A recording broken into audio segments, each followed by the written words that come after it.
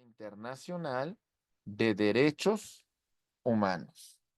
¿Y cuáles son los puntos que vamos a revisar aquí? Vamos a revisar los principales instrumentos en el ámbito del Sistema Internacional de Protección de Derechos Humanos. Vamos a hablar de la Asamblea de Organización de Estados Americanos. Vamos a hablar de la Comisión Interamericana de Derechos Humanos y, por supuesto, de la Corte Interamericana de Derechos Humanos. Ujú. Muy bien.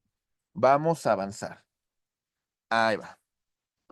Decimos lo siguiente. El Sistema de Naciones Unidas para la Protección de los Derechos Humanos, tenemos instrumentos como es la Declaración Universal del año de 1948, los pactos del año 1966, como son los pactos sobre derechos civiles y políticos y culturales y económicos. También tenemos el protocolo de procedimiento de comunicaciones, otros protocolos opcionales. Tenemos el Pacto sobre Derechos Económicos, Sociales y Culturales, protocolos opcionales, tratados especializados, mujer, no discriminación, tortura, protocolos sobre los derechos del niño, tratados regionales sobre derechos humanos y convenciones sobre la OIT. ¿Vale? Son varios los organismos que podemos mencionar para la tutela de los derechos humanos. Y en particular, por ejemplo, aquí vemos a los principales instrumentos en el ámbito del sistema internacional de protección de los derechos humanos. Tenemos varios protocolos y tratados que podemos hablar a continuación. Tenemos, por ejemplo, el Pacto de Derechos Civiles y Políticos aprobados por la Asamblea General el 16 de diciembre de 1966. Aunque este pacto tiene como base la Declaración de los Derechos Humanos. Tenemos otros como, por ejemplo, derechos no contemplados en la declaración y tampoco en los pactos. Tenemos derecho a la propiedad privada, al asilo y también, por supuesto, el derecho a contraer matrimonio. Tenemos también derecho a la libre determinación, el derecho de petición y el derecho de los pueblos y comunidades indígenas. Estos instrumentos tienen órganos de protección y tienen comités en el tema de derechos humanos. Y por supuesto que tiene mecanismos de protección, presentación de informes periódicos y quejas que se presentan entre los estados. Aquí lo importante es que tengamos los mecanismos para hacer valer estos tratados, porque si un tratado no tiene mecanismos para establecer su aplicación, pues se convertirían en meras normas programáticas. Poca eficacia tendrían en la solución de un caso particular.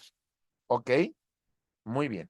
Avanzamos y otro de los protocolos y convenios que tenemos sobre la materia, sin lugar a dudas, es esta convención sobre la eliminación de todas las formas de discriminación contra la mujer. Aprobado por la Asamblea General en 1979, tenemos que el órgano de protección es el Comité para la Eliminación y Discriminación contra la Mujer y tenemos un mecanismo de protección que son los informes presentados por los estados, que verifican si efectivamente han cumplido con este precepto que hemos señalado. ¿Se va entendiendo, compañeros? ¿Sí? Muy bien. Vamos avanzando y tenemos otros protocolos, como es el protocolo facultativo de la Convención sobre Eliminación de todas las formas de discriminación contra la mujer. Tenemos que fue adoptada en 1999 en la Asamblea General del 6 de octubre. Y el mecanismo de protección son las quejas de los individuos contra los estados. ¿Ok?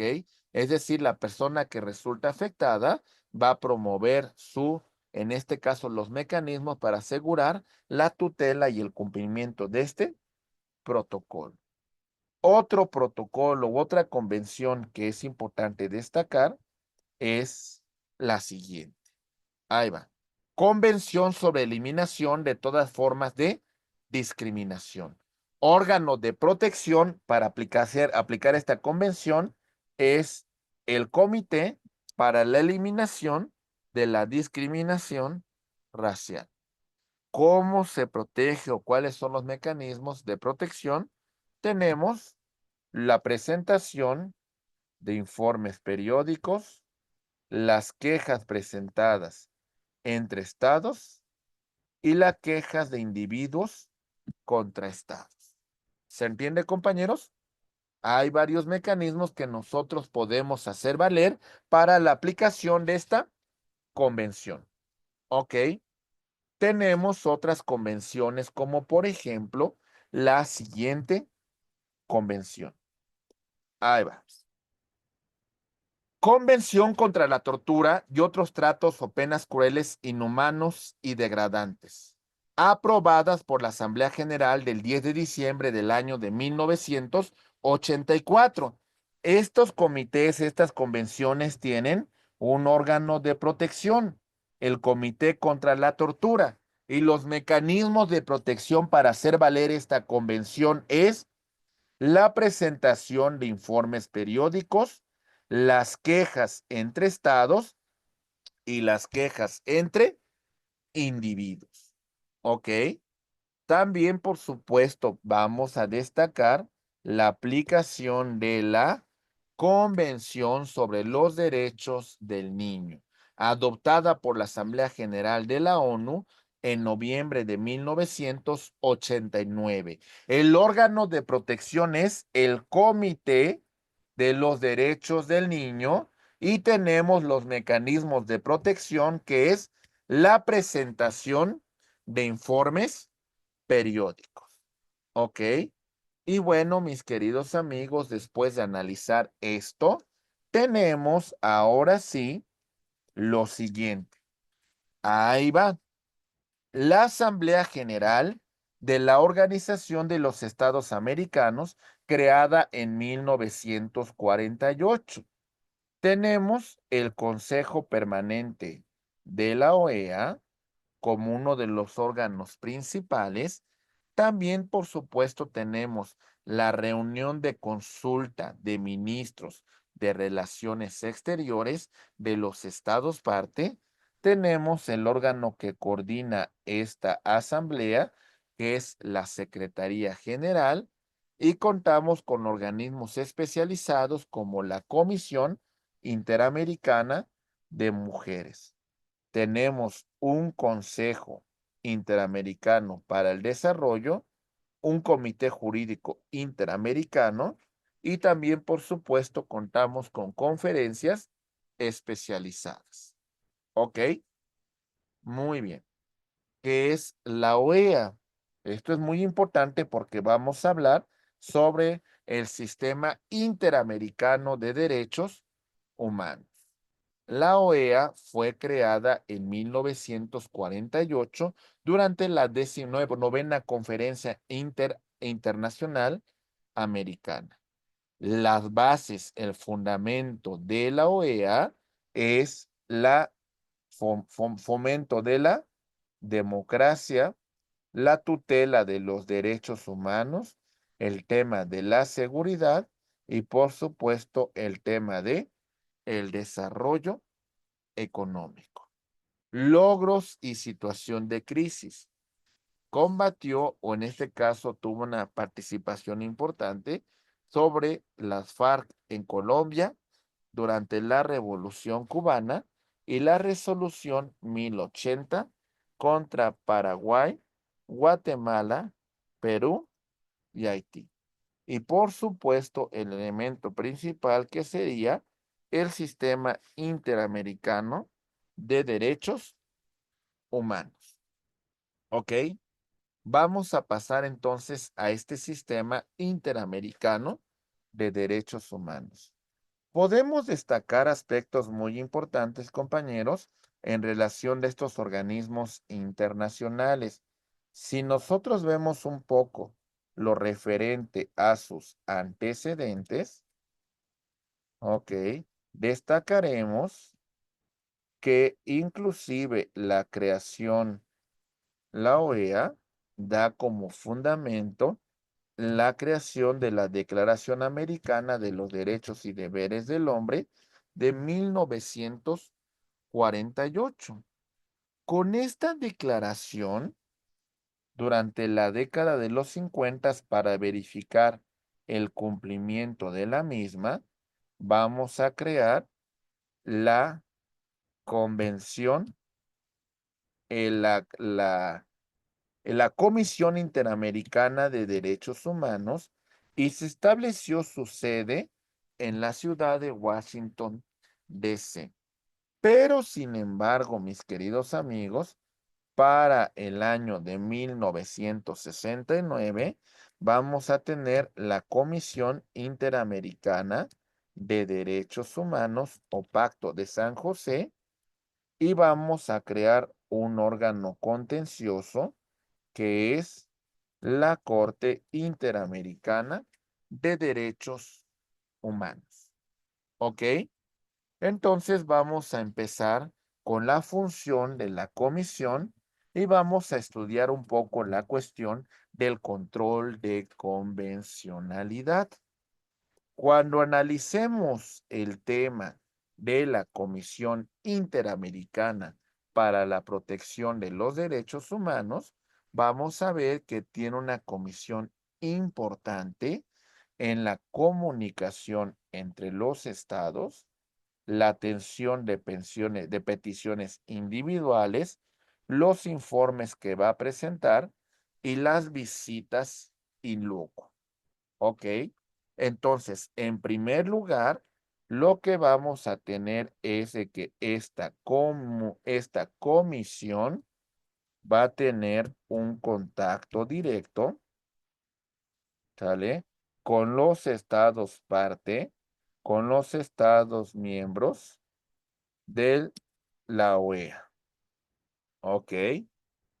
Esta comisión va a atender peticiones individuales que violen derechos humanos y que se encuentren reconocidas, ya sea en este caso, la Declaración Americana de los Derechos y Deberes del Hombre, la Convención Americana de Derechos Humanos y, por supuesto, los protocolos adicionales en materia de derechos humanos.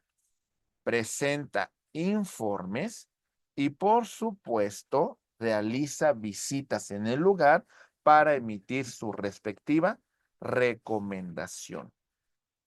La comisión tiene una relatoría especial para la libertad de expresión, tiene una relatoría especial sobre los derechos de la mujer y tiene una relatoría para la tutela y protección de los derechos de los pueblos indígenas, así como una relatoría sobre los derechos del niño. ¿De acuerdo?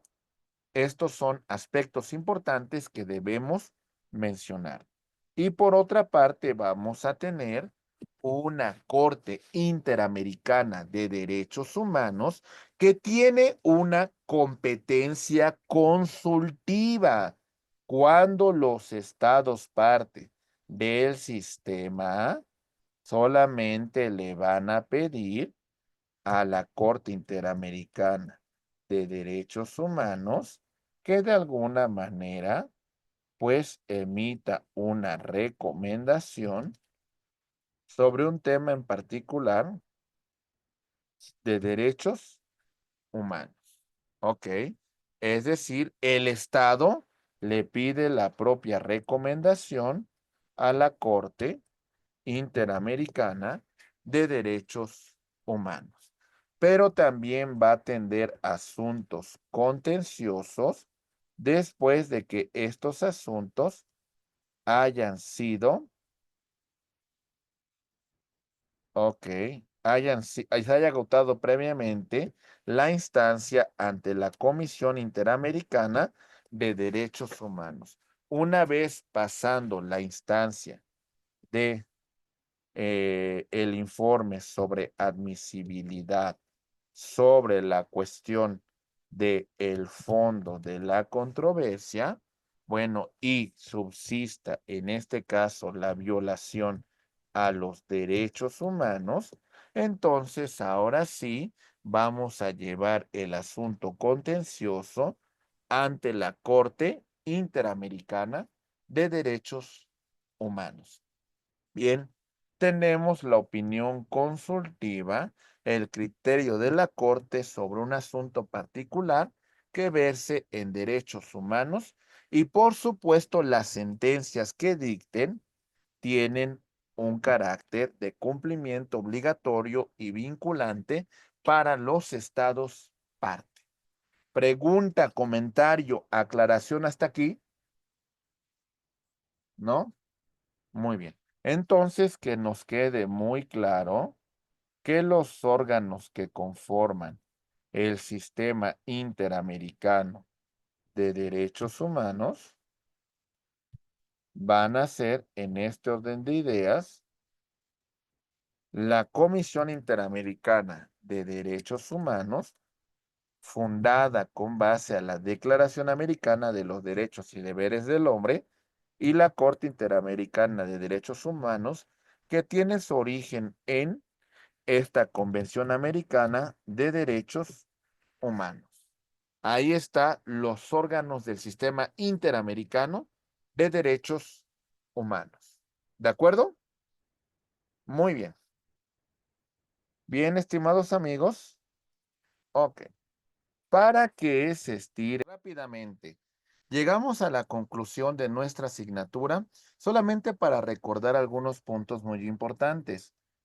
Hoy hablamos de los tratados internacionales, ¿sale? Y la importancia que tiene hoy el derecho internacional dentro de nuestra carrera, dentro de nuestra maestría que estamos estudiando. ¿Por qué tiene una importancia sustantiva? Porque antes, cuando hablábamos de la supremacía de la Constitución, en su artículo 133, señalábamos que la supremacía estaba en la Constitución, en los tratados internacionales y las leyes federales. Hoy en día, con la reforma del 1 de junio, del 10 de junio del 2011, el artículo 1 de nuestra Constitución nos viene a plantear un bloque de constitucionalidad y pone a los derechos humanos reconocidos en la Constitución y en los tratados internacionales en materia de derechos humanos dentro de la misma eficacia normativa.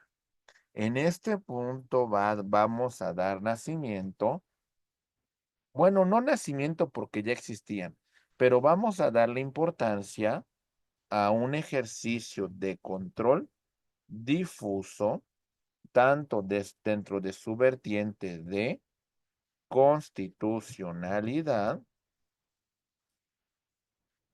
como el ejercicio de control difuso de convencionalidad. Ok.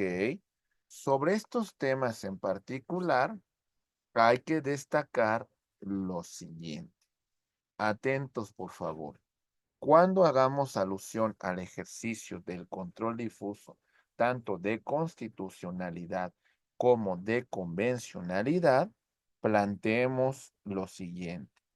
La defensa de los derechos humanos a través de un ejercicio de interpretación conforme, conforme a la Constitución, conforme a los tratados internacionales en materia de derechos humanos. ¿Ok? Bien. Entonces, en los planteamientos que le hagamos a un juez, lo vamos a hacer de conformidad con la Constitución y de conformidad con los tratados internacionales en materia de derechos humanos. Y en caso de que este acto sea contrario a estos preceptos, vamos a inaplicarlos con efectos relativos para el caso en concreto. Ya ustedes conocen el ejercicio de control difuso de constitucionalidad a las autoridades, independientemente su naturaleza administrativa, legislativa o jurisdiccional. Le vamos a hacer planteamientos de revisar el acto que emiten a la luz de la Constitución. A esto se le conoce como un ejercicio de control difuso de constitucionalidad, pero también vamos a hacerlo, esta revisión, a la luz de los tratados internacionales en materia de derechos humanos. Esto es lo que nosotros conocemos como el ejercicio de control de convencionalidad. ¿Ok? Muy bien. En este orden de ideas, vamos a revisar el control de convencionalidad. Ahí va. Bien. Iniciamos con el control de convencionalidad concentrado y control de convencionalidad difuso. Los derechos humanos que se contemplan en el sistema interamericano, la tramitación, en este caso, ante la Corte Interamericana de la Comisión Interamericana de Derechos Humanos, la Corte Interamericana de Derechos Humanos y, por supuesto, la cuestión del litigio estratégico. Bueno, esto iba antes que en la lámina anterior, pero en ese orden de ideas vamos a exponer. Ahí va. Control concentrado y control difuso.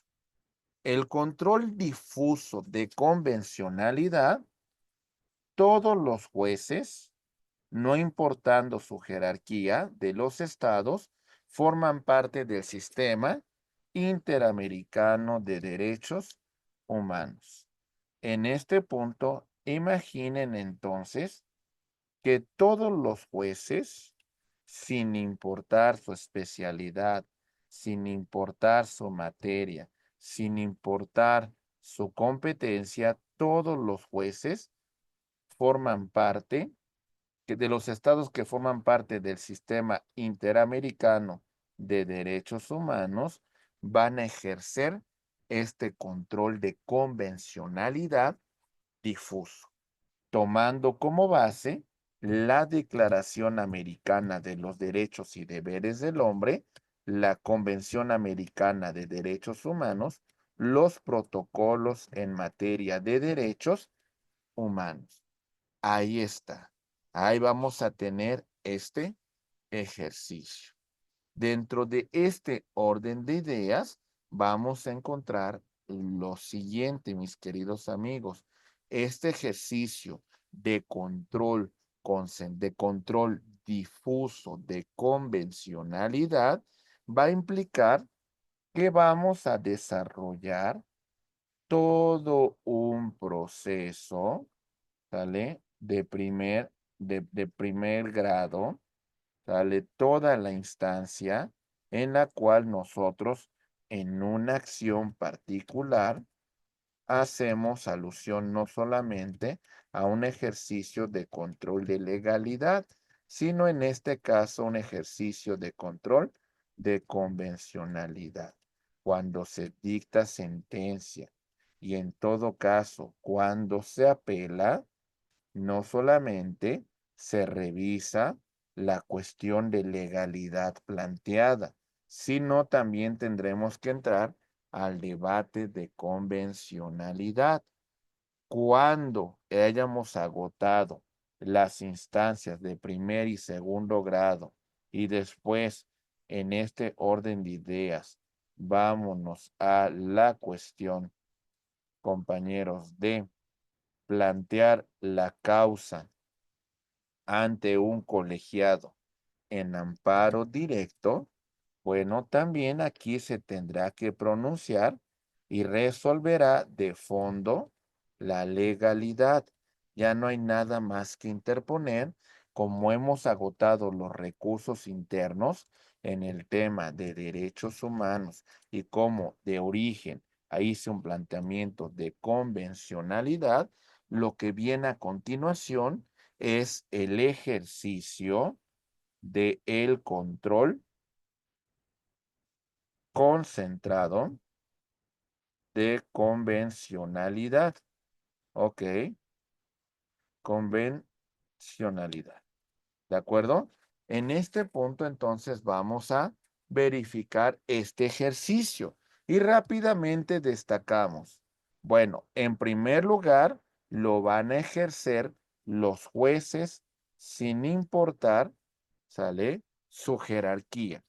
Jueces que forman parte del sistema interamericano de derechos humanos. Y el control concentrado va a estar en dos órganos. La Comisión Interamericana de Derechos Humanos, que tiene como origen la Declaración Americana de los Derechos y Deberes del Hombre de 1948, y tenemos a la Corte Interamericana de Derechos Humanos de el año de 1969. Bien, aunque se ejerce el control en ambas formas. Es decir, en primer lugar, vamos a agotar todas las instancias jurisdiccionales internas del Estado, apelación, proceso ordinario, después vámonos al amparo directo, va a resolver el fondo sobre la legalidad y una vez que esto hayamos agotado, ahora sí, en adelante viene el ejercicio del control concentrado de convencionalidad. Muy bien. Ok. Bien. Rápidamente, vámonos entonces a este criterio. El fundamento del control de convencionalidad a nivel internacional principalmente lo vamos a encontrar en la Declaración Americana de los Derechos y Deberes del Hombre y en la Convención Americana de Derechos Humanos. Y en su aspecto nacional lo encontramos en la reforma del 2011 y en el caso Rosendo Radilla Pacheco contra México. Ahí tenemos la base, ahí tenemos el fundamento. A partir del ejercicio de control difuso de convencionalidad, se supone que tendríamos que verificar lo siguiente. A ver, decimos, los diputados, senadores y demás órganos legislativos que creen normas tendrían que verificar que estas normas estén acordes con la Convención Americana de Derechos Humanos y hacer las adecuaciones para que esto sea necesario. ¿Recuerdan al principio de la clase, cuando hablamos de las teorías monistas y dualistas?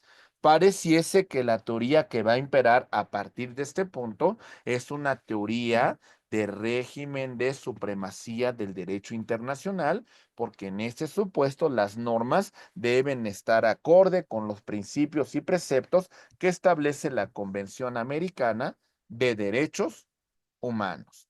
Pero no nos quedamos con el simple órgano legislativo. Ahora también vamos a entrar a la cuestión de el poder judicial.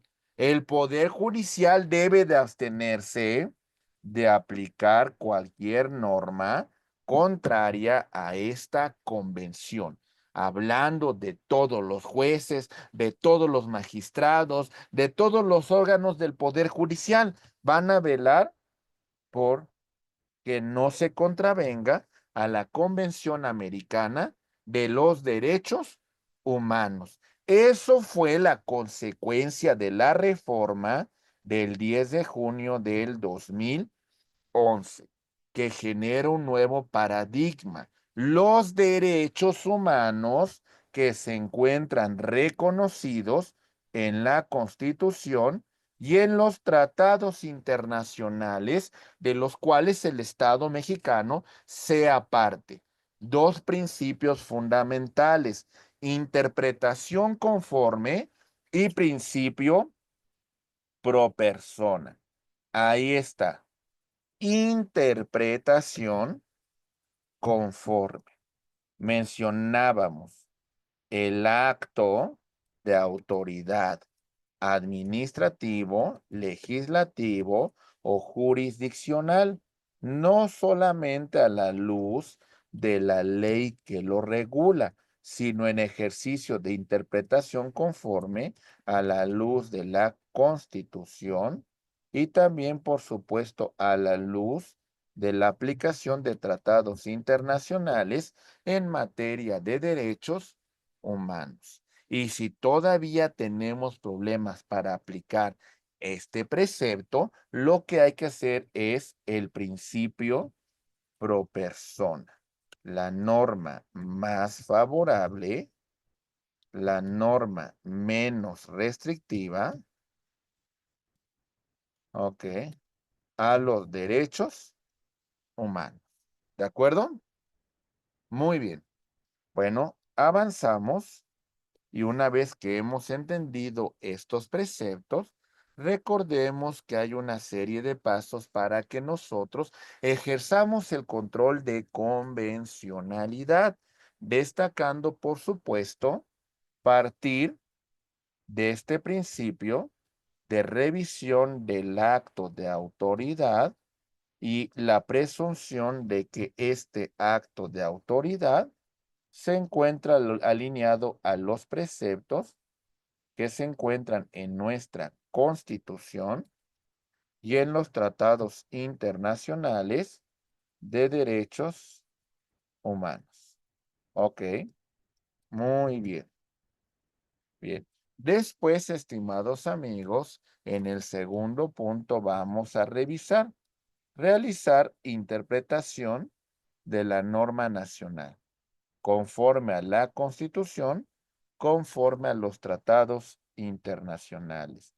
Es decir, voy a revisar que esta norma que vamos a aplicar en este caso no contravenga a la Constitución o a los tratados internacionales de derechos humanos. Porque en caso de ser contraria, vamos sin aplicar esta norma para hacer valer la Constitución o en su caso los tratados internacionales sobre la materia. En este punto, lo que debemos hacer es optar por la interpretación más favorable, la de más efectividad. Y por supuesto, desechar interpretaciones incompatibles o de menor alcance protector. ¿Sale?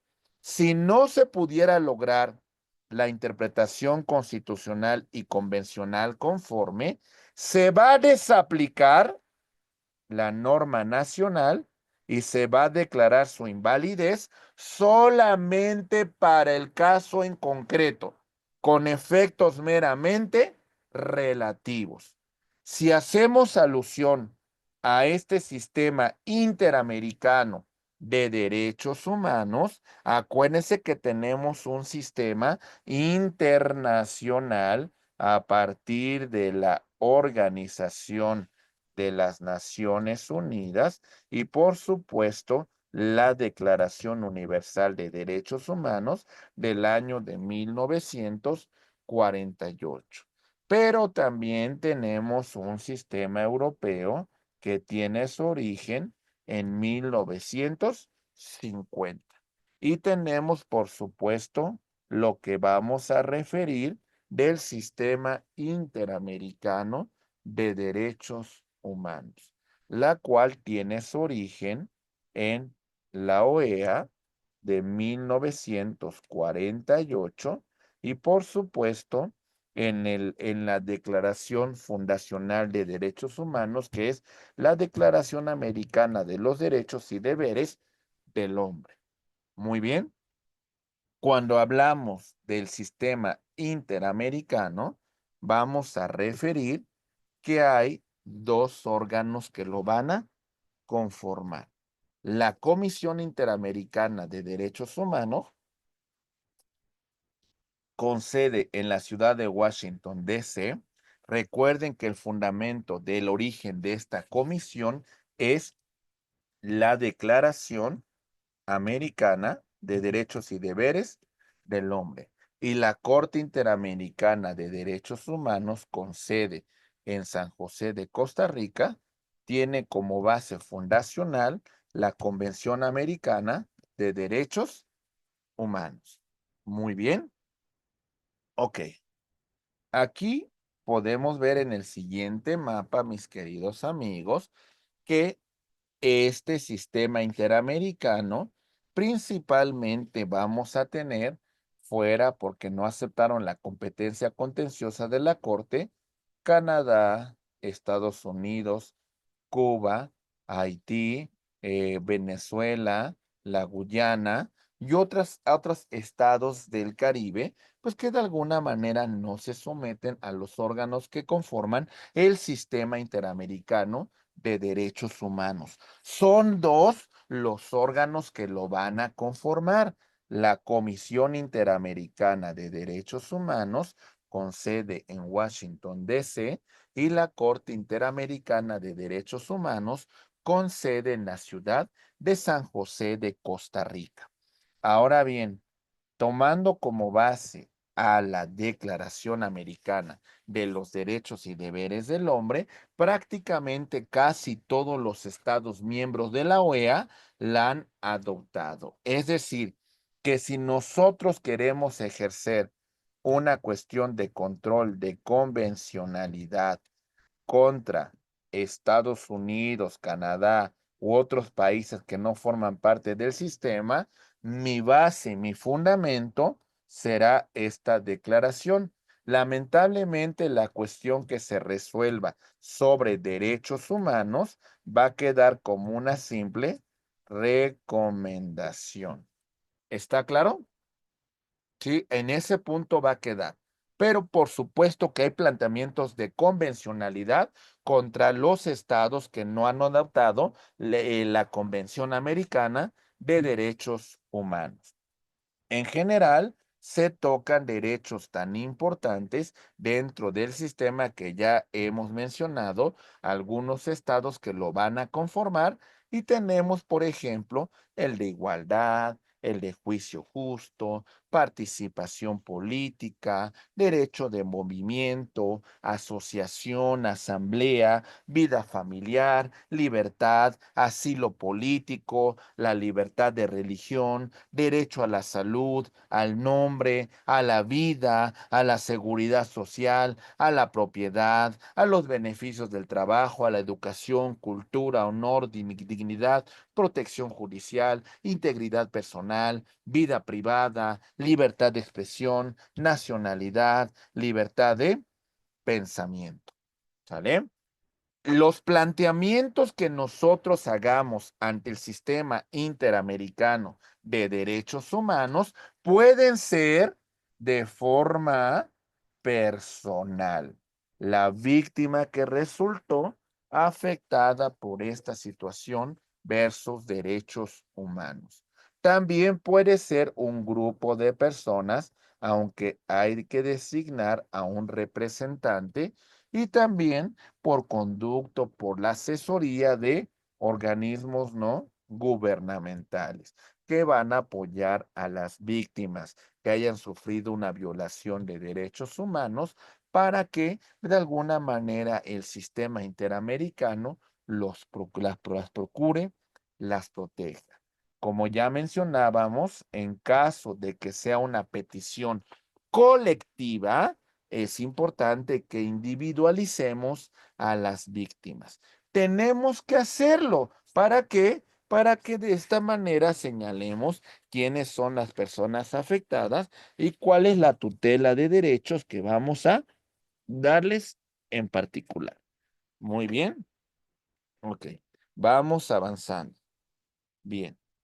Tenemos, por supuesto, la necesidad de señalar, en este caso, la acción u omisión del Estado que provoca el menoscabo en los derechos humanos. ¿Ok? En este caso tenemos una acción del Estado, la cual permitió la construcción de una empresa que contamina un río y causa un daño a la salud de los habitantes de esta zona, de esta región.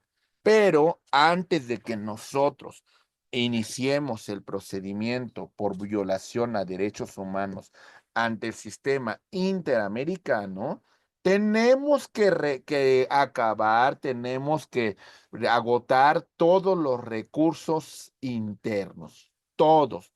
No debe quedar ninguno pendiente. He realizado planteamientos de legalidad, pero en este caso, para que llegue el asunto ante el sistema interamericano, debo de hacer planteamientos de control difuso de convencionalidad. Entonces, agoto todas las instancias internas del Estado y si agotando todas estas instancias sigue subsistiendo una cuestión de derechos humanos, bueno, entonces ahora sí vamos a continuar y tenemos un plazo de 6 meses para una vez que agotado todos los recursos internos del Estado y no haya ninguno pendiente, bueno, ahora sí ya podré presentar mi petición ante la Comisión Interamericana de Derechos Humanos. Cuando esta comisión reciba mi petición, lo primero que va a analizar esta comisión tiene que ver con un tema competencial.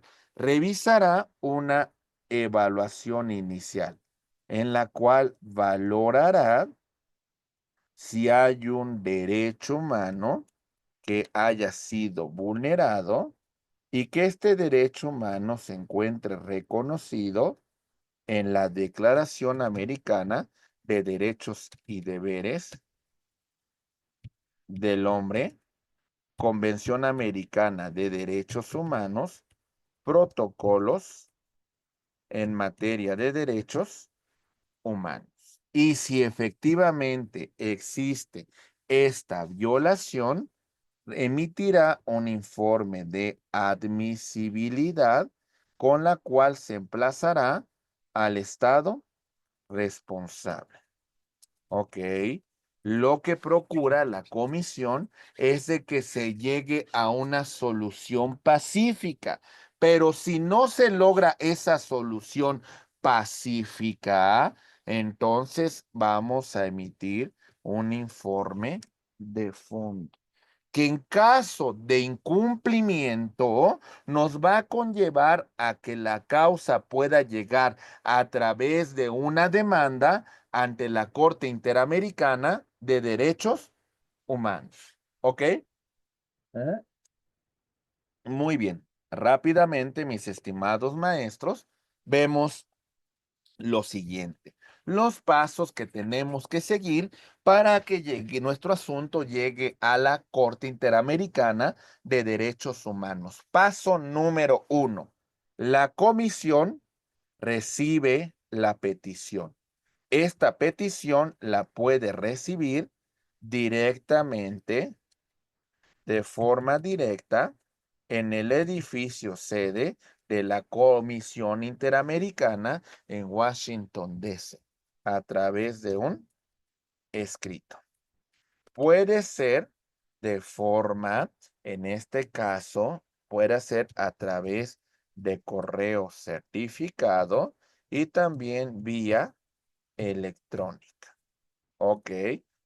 Como ya mencionamos, el primer paso que va a hacer la comisión es revisar si efectivamente este planteamiento de derechos humanos se encuentra en la Declaración, en la Convención Americana de Derechos Humanos, en sus protocolos y calificará si admite, si previene o si desecha. En el caso de admitir, le va a dar un número de petición y en ese orden como se presentó, lo vamos a atender. Ok, pero si aquí tenemos la afectación de un grupo vulnerable, este va a tener atención prioritaria. Ok. Bien, una vez que se admite, vamos a emplazar al Estado responsable, al Estado que violó los derechos humanos. Y el Estado va a tener un lapso de 3 meses para dar contestación. Muy bien, en esa contestación sobre este informe de admisibilidad, pues hasta cierto punto justificará su acción o en todo caso aceptará su responsabilidad. El punto central es de que se procurará que se llegue a un acuerdo conciliatorio. Si se llegase al acuerdo conciliatorio, entonces vamos a poner fin a esta causa de derechos humanos. Si no se llegase al acuerdo, entonces vamos a continuar con el trámite ante la propia Comisión Interamericana de Derechos Humanos. Lo que va a ocurrir a continuación es de que vamos a celebrar una audiencia pública ante la comisión y en esta audiencia pública se va a escuchar a la víctima. Ok. Va a hablar su representante. Ok.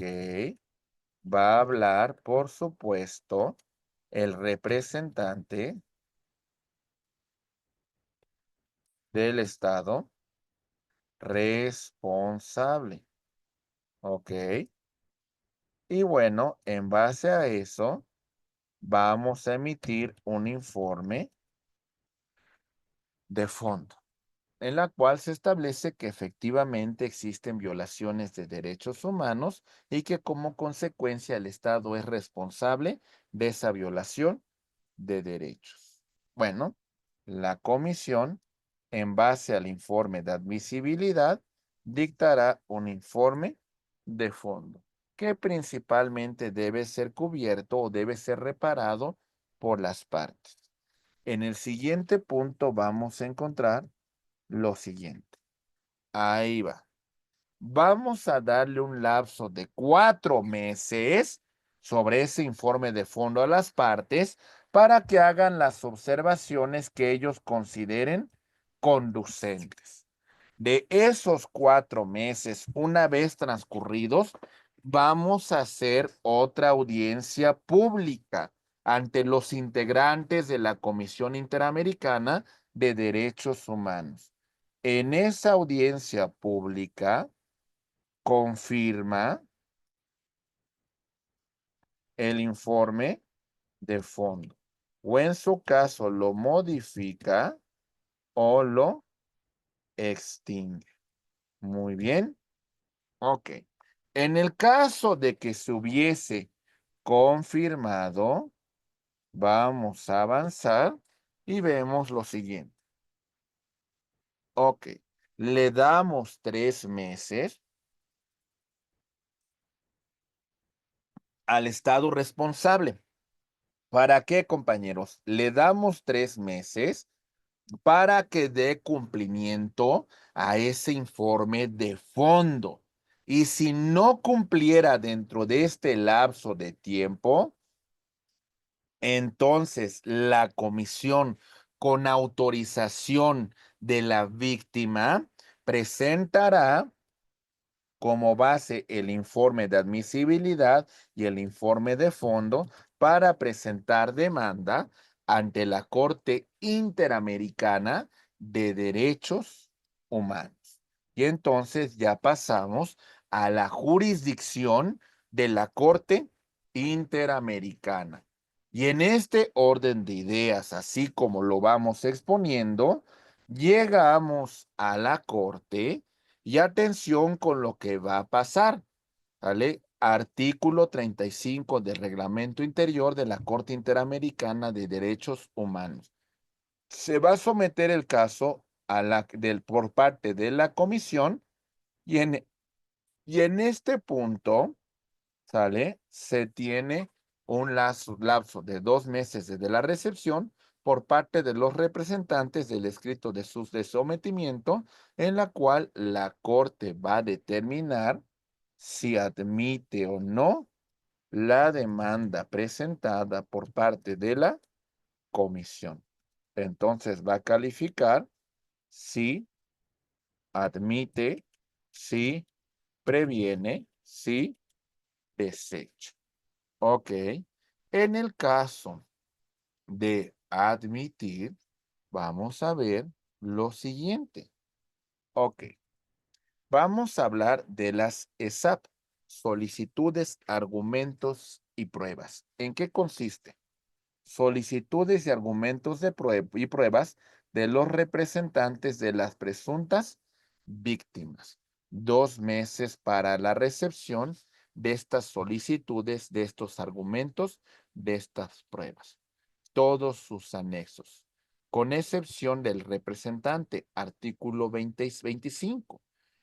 Con este punto, compañeros, después de solicitudes de argumentos y pruebas, por supuesto que el Estado responsable tendrá un plazo para dar contestación a esa demanda y el Estado podrá interponer excepciones preliminares. Artículo 42 del reglamento. Y en este punto, cuando da contestación, reconoce total o parcialmente los hechos y las violaciones, o en este caso, no interpone excepciones preliminares o da contestación controvertiendo la demanda presentada por la comisión. ¿Ok? Entonces vamos claros en el orden de idea cómo se va llevando el procedimiento ante la Corte. ¿Sí? Bien. Si lo vemos de una forma muy general, esta es como la parte escrita, ¿no? A ver, ya se presentó la demanda, la corte ha admitido la demanda, entonces por aquí tenemos que la víctima, por conducto de su representante, presenta solicitudes, argumentos y pruebas, y con esto emplazamos a la demandada, al Estado responsable, quien va a dar contestación, interpone excepciones preliminares, reconoce total o parcialmente los hechos o violaciones, o no interpone ninguna excepción preliminar. ¿Ok? De dar contestación, pues se va a fijar la litis y vamos a ir avanzando, mis queridos amigos, para revisar las observaciones de la lista definitiva, de las listas definitivas de los declarantes. Se van a objetar testigos y tenemos la recusación de peritos o sustitución del declarante que aquí se puede presentar. Bueno, vamos a ver las resoluciones de convocatoria de audiencia, verificando la admisibilidad de los declarantes que han sido propuestos en la demanda y en la contestación. Se va a observar la solicitud de recusaciones y otras solicitudes que hayan presentado las partes y deberá de resolverse, ¿vale?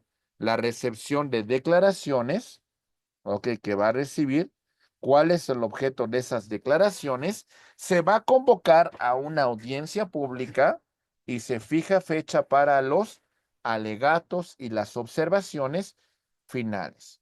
Se reciben estas declaraciones juradas por las partes que tienen que presentar su declaración y vamos a ver las observaciones de los affidavits, artículo 50.6. También podrán remitirse los alegatos finales presentados por escrito. Muy bien, mis queridos amigos. Y bueno, una vez que esto ha transcurrido, vámonos al siguiente punto y señalamos lo siguiente. Ahora sí, se celebra una audiencia pública sobre excepciones preliminares. Si hay eventuales, se tiene que resolver el fondo, establecer reparaciones y costas judiciales. Se puede solicitar prueba de oficio para mayor proveer por parte de la propia corte. Ok, bueno, presentamos los alegatos finales escritos de las partes y las observaciones finales escritas por la comisión. Si las partes o la comisión presentan sus pruebas o sus alegatos finales, vamos a revisar lo siguiente. Concluiremos con las respectivas observaciones de las partes a los anexos presentados por la parte y en caso de la prueba para mejor resolver. Una vez que ya se ha desahogado pruebas, que las partes ya han formulado sus alegatos, la Corte Interamericana de Derechos Humanos dictará su respectiva sentencia de excepciones preliminares, fondo, reparaciones y costas. ¿Ok? Las partes podrán pedir una solicitud de interpretación que les explique el resultado del fallo, la Corte Interamericana, establecer una sentencia de interpretación en el caso que sea necesario, porque acuérdense que en esta corte se va a llevar asuntos en inglés, en español y en portugués. Y si tenemos dudas con cómo se emitió la resolución, podemos pedir pues de alguna manera una sentencia de interpretación. Y bueno, una vez que esto ya quede firme, vamos a verificar la supervisión de cumplimiento de sentencia. Muy bien. Estimados amigos, en este punto recordemos que es importante destacar la sentencia sobre el fondo, la sentencia sobre la admisibilidad, la base fundamental para que la Corte resuelva. Entonces, la Corte tomará en cuenta el escrito presentado, la demanda presentada por la Corte Interamericana de Derechos Humanos, la contestación presentada por el Estado responsable, también, por supuesto, como mencionamos con antelación, es muy importante que aquí analicemos lo referente con la figura de las solicitudes, argumentos y pruebas. ¿Ok? Bueno, solicitudes, argumentos y pruebas. Ahí voy, solicitudes, argumentos y pruebas.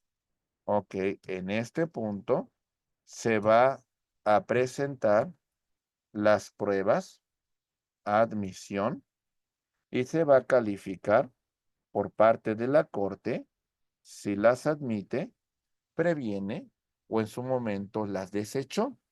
En base a todos estos argumentos, en base a la prueba desahogada, la Corte Interamericana de Derechos Humanos emite una sentencia. La Corte va a revisar que esa sentencia sea cumplida por el Estado responsable, va a revisar la situación de los derechos humanos con las ONGs y también revisará la situación correspondiente con las víctimas, en la cual se deberá garantizar la reparación y la tutela de los derechos humanos. En conclusión, mis queridos amigos, es importante hacer el planteamiento de este litigio estratégico. Acuérdense que de este punto hasta acá tenemos la parte de derecho interno y a partir de este punto hasta aquí tenemos la parte del control concentrado de convencionalidad, ¿ok? Pero el planteamiento de convencionalidad lo debo de hacer desde el origen de la litis, para que en primera instancia se pronuncie el juez, para después en la apelación también se confirme, modifique o revoque. Ya tenemos una sentencia definitiva, presentar la demanda de amparo, remitirlo con el tribunal colegiado de circuito y que el colegiado se pronuncie sobre este planteamiento de derechos humanos en aplicación del ejercicio del control de convencionalidad. ¿Ok?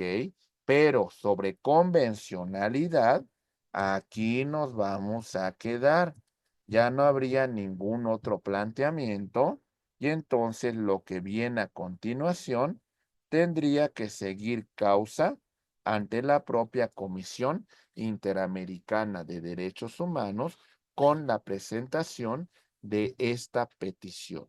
La Corte emitirá un informe sobre, en este caso, admisibilidad y, por supuesto, al final de cuentas, un informe de fondo que si el Estado responsable no cumple dentro del plazo de 3 meses, se presenta la demanda ante la Corte Interamericana de Derechos Humanos. En esta demanda tenemos la presentación de la demanda, ok. Después vemos las solicitudes, los argumentos y las pruebas, ok. Bueno, se va a dictar sentencia por parte de la Corte y lo que dicte en esta resolución, pues resolverá el fondo del ejercicio de control concentrado de convencionalidad. Entonces, solamente esto es un panorama general para que tengamos una noción más clara de este ejercicio. Y prácticamente, mis queridos amigos, con eso estamos llegando a la conclusión de esta asignatura.